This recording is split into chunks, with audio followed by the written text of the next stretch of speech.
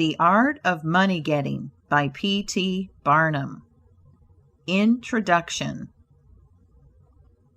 In the United States, where we have more land than people, it is not at all difficult for persons in good health to make money. In this comparatively new field, there are so many avenues of success open, so many vocations which are not crowded, that any person of either sex who is willing, at least for the time being, to engage in any respectable occupation that offers, may find lucrative employment. Those who really desire to attain an independence have only to set their minds upon it, and adopt the proper means, as they do in regard to any other object which they wish to accomplish, and the thing is easily done. But, however easy it may be found to make money, I have no doubt many of my hearers will agree it is the most difficult thing in the world to keep it. The road to wealth is, as Dr. Franklin truly says, as plain as the road to the mill. It consists simply in expending less than we earn. That seems to be a very simple problem.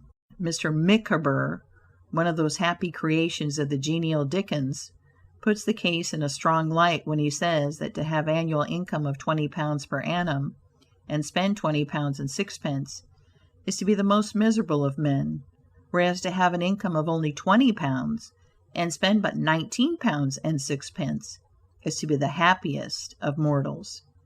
Many of my readers may say, "We understand this. This is economy, and we know economy is wealth. We know we can't eat our cake and keep it also."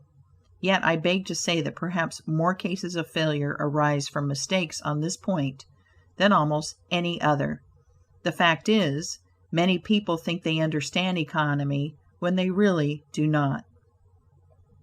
True economy is misapprehended, and people go through life without properly comprehending what that principle is. One says, "I have an income of so much, and here is my neighbor who has the same, yet every year he gets something ahead and I fall short. Why is it? I know all about economy."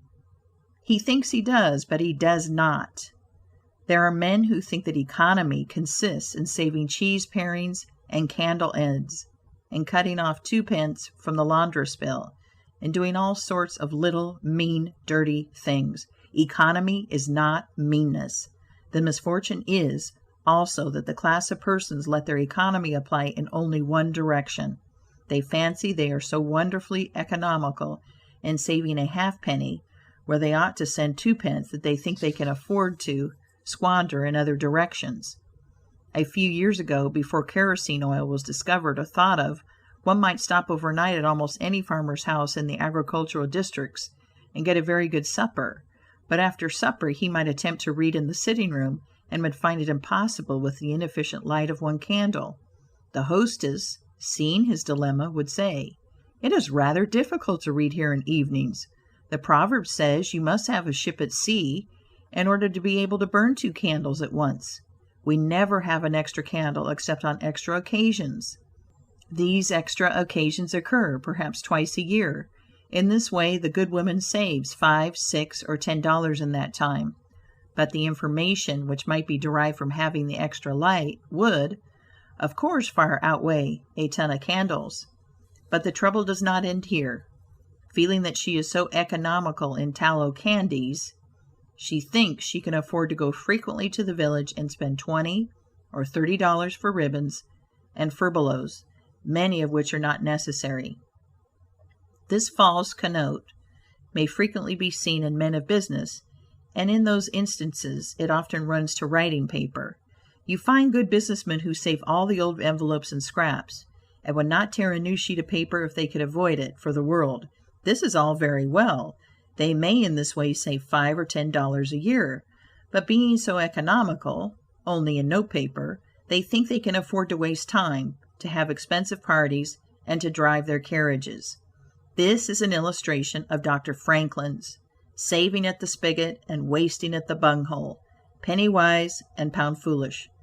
Punch, in speaking of this one idea class of people, says, They are like the man who bought a penny herring for his family's dinner and then hired a coach and four to take it home. I never knew a man to succeed by practicing this kind of economy.